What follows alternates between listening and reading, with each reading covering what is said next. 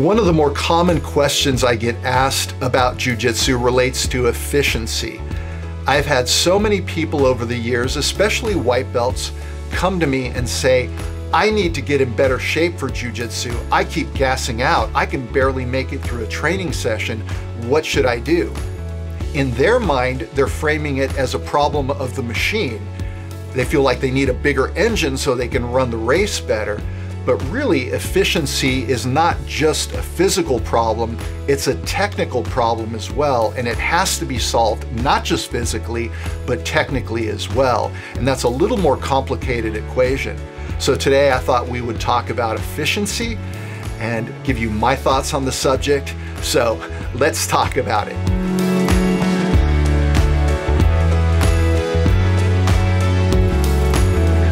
What got me thinking about this subject of efficiency is that I've gotten 3 messages in the last couple weeks asking questions about that. So I do an event down here in San Diego called Old Grappler Summit. It's where grapplers over the age of 40 come down for a 3-day weekend in San Diego, and we do a lot of training and we throw a party and we have a great time. Well, 3 of the participants reached out and they said, I hope at this Old Grappler Summit, we really delve into efficiency because I don't feel like I'm very efficient on the mat. And that's a universal desire. Everybody wants to be more efficient. Now, we need to be effective in Jiu Jitsu. It's not enough to just be efficient, because if you're not getting, you could be very efficient, but you never get the tap, you never dominate people, you never get out from disadvantaged positions. Well, you're not very effective. On the other hand, you can be highly effective, but be effective very inefficiently. You're totally redlined. You're on the verge of gassing out every time you train, but yet you're getting the tap. So you're effective, you're just not efficient. Those are the 2 sides of the coin. We want efficient effectiveness.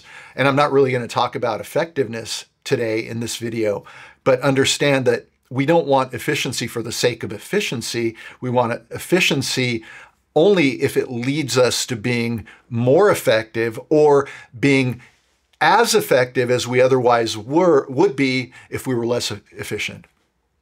And to me, efficiency touches on 2 different things. There is physical efficiency and there is technical efficiency. And they are both absolutely required in order to be efficient at Jiu Jitsu. I think most people, when they think about efficiency, they're thinking about the machine. They're thinking about, okay, how can I get my cardiovascular system running better? How can I lose some weight so I'm a little leaner so that I can move better? How can I get stronger? So you're approaching it from a physical side of the equation, and that's important. I'm not minimizing the importance of that, but there's a technical piece, which I'll talk about here in a minute, that's equally important. And unless you have both of those things, you're never going to be efficient. So, physical efficiency is really important. Every sport has a physical adaptation that's necessary in order to do that sport. If you decide to take up mountain biking and you haven't really ridden a bike much in your life, well, your butt's going to be sore, maybe your grip is sore, your shoulders might be sore. There's an adaptation that you need, and that's stage 1. That's just the foundation. You need adaptation to that particular discipline. And so a lot of times white belts come in and you're just not adapted to Jiu Jitsu yet. You're not used to moving in 3 dimensions and, all these dynamic movements and explosive movements in different ways, and you have to configure your body in all these different ways. Well, you're just not efficient at those things yet because you're not adapted yet. And so a lot of times people say, oh, I need to be in better shape, but what they're really talking about is optimization, but they may not have adaptation yet. There's a continuum between adaptation and optimization. You need adaptation first before you can even tackle optimization. And that's true of your technical efficiency as well. And so I think it's important to assess yourself physically. What's your strength look like? What's your mobility look like? What's your flexibility look like? How much extra weight are you carrying around? Are you relatively lean so you can move yourself efficiently? Is because you can be immensely strong in an absolute sense, but if you can't move and your shoulders are tight and your hamstrings are tight, well, that strength is going to be of limited use in jiu-jitsu. Or if you're carrying around a lot of extra weight, you are really strong, but you've got 50 pounds of extra weight that you're lugging around, you're not going to be able to do a sit-up very well. So a lot of the movement patterns in jiu-jitsu are simply not going to be accessible to you because your body is not constituted ideally for jiu-jitsu. So that would be the first thing you need to do is assess yourself, maybe go to a strength and conditioning coach, maybe go to a physical therapist that deals with athletes and get assessed. What's my shoulder mobility look like? What's my thoracic mobility look like? What's my lumbar mobility look like? What's my, how are my hips doing? And you get assessed and you figure out where those imbalances are and you start to try to solve those things in variety of dimensions here so that you can have a body that's constituted for jiu-jitsu. And so that would be the adaptation. And now you're starting on the path toward optimization because you have a body that gives you what you need it to give you when you're training jiu-jitsu. And that's actually, I think, a little bit easier. It's a little more straightforward because it's easy to assess. Are you carrying around too much weight? Yes or no? Are you flexible enough? Yes or no? These are pretty straightforward questions. Where it gets complicated is when you consider the fact that you need technical efficiency in jiu-jitsu. And what is technical efficiency? Well, it means that you are able to execute the techniques of jiu-jitsu in the most efficient way possible. When you watch a black belt rolling and compare that to what you see when you see a white belt or a blue belt rolling, what's the difference there? Well, one of the differences is in the precision with which the black belt moves. The white belt has all this extraneous motion, all this extra movement, all this extra energy expenditure in ways that are not productive, whereas the black belt has very precise movements, so they're maximizing the efficiency at which they're able to move. And that takes a lot of practice. You have to drill these techniques of jiu-jitsu. You have to, you just have to work on this stuff for a long time. What's the other thing that you see with the black belt? You see a calmness there. To a white belt, everything feels like a threat. You're constantly on guard. You grab a white belt's collar and they immediately think, oh my God, I'm going to get choked. And they're fighting and doing all this stuff. Whereas the black belt is like, yeah, he's got his hand in the collar. I'll just block the other hand if he tries to choke me, right? Very, very efficient. So there's an efficiency in the movement. There's an efficiency in understanding the game so that they can be calm during the execution of the game. And also, you need a game that is totally mapped out. Because efficiency ultimately means that you have answers to all of the problems you face in jiu-jitsu.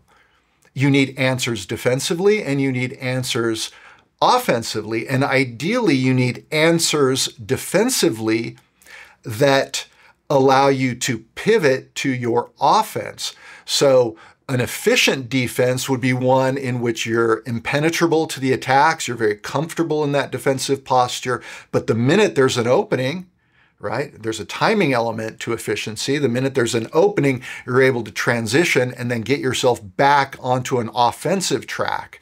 Or conversely, you're attacking someone, let's say you're attacking someone from side control, maybe they pummel for an underhook. Well, you know that you can counter that by stepping over and now you've mounted them and you have the arm, so it's actually worse for them.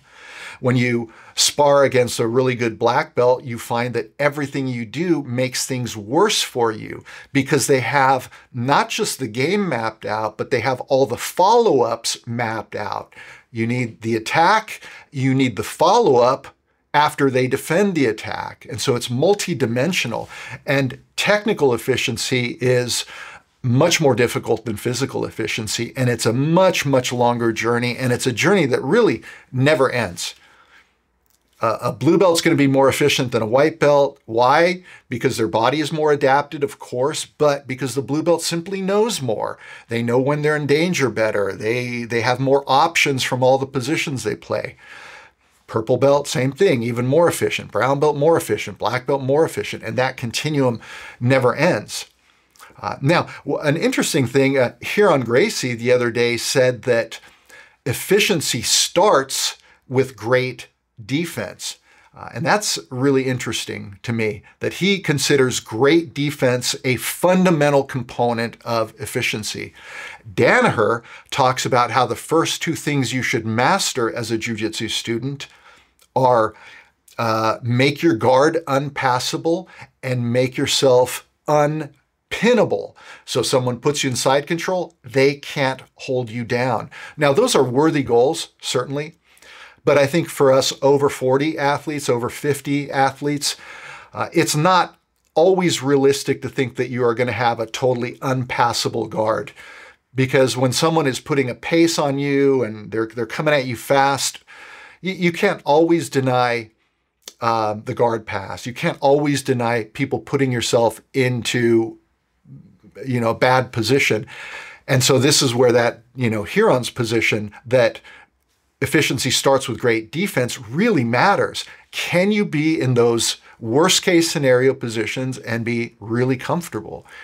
Can you rest in those positions? Because defense requires more fuel than offense.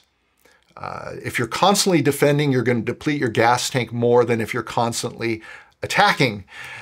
But if your defense is incredibly efficient, then you're able to rest in those places. And that's something that I do. I have really good defense. That's one thing that I'm very confident about, and I'm very proud of my defense. I don't get tapped a lot. I do get tapped now and again. We all do. But I'm really comfortable in worst case scenarios, and I'm really good at taking worst case scenarios and turning those into offensive opportunities. And so that requires experience and timing. There is a moment where a technique makes the most sense. There's a window that opens and there's an opportunity to do something. Well, if you can be operating on the opening, on the leading edge of that window opening, then you're maximizing the odds that that technique is going to be successful. And so sometimes defensively, you have to simply be comfortable. You watch a white belt inside control and they're bucking and they're bridging and they're trying to get a knee in and they're trying to hip escape and they're doing this and that and the other and they're just burning themselves out. Whereas someone with experience knows, okay, I can feel based on, what I'm feeling with this opponent, whether I'm going to be able to get out or not. I'm just going to keep myself safe. And once they've exhausted their attack options, they have to transition to something else. And that's usually where the opening comes to then reverse the position and get on top. And so, this is all part of that continuum of technical efficiency by having lots and lots of technical options that are very, very well rehearsed, and a body that's rehearsed in its ability to execute all of those techniques and the things that we have to do. So the good news is it's possible to become highly efficient in Jiu Jitsu. The bad news is that it takes a long time. It takes training. It's not something you're going to be able to solve. There is no magic bullet. There's nothing that I can tell you. Everybody tries. Oh man, I am redlining myself. What should I do? Bro, just relax. Okay, great. Just relax. But if you don't have enough technique to stop people from tapping you out, being relaxed isn't the answer to that. And so there really aren't a lot of good answers to efficiency other than assessing yourself physically, getting your machine optimized for jiu-jitsu, and then heading down a path of study, a path of drilling, a path of practice, so that you make little improvements, little improvements, little improvements. And then one day you realize, man, I can roll for an hour straight and not even get tired because I know where I can keep my motor running and I'm efficient enough and effective enough at that pace. And that's a never-ending journey. So now it's your turn below. Let me know, what do you think about efficiency in Jiu Jitsu? What's the most important aspect to that? And are there things that you've discovered that help you be more efficient. All right, thanks for watching. I look forward to seeing you next time.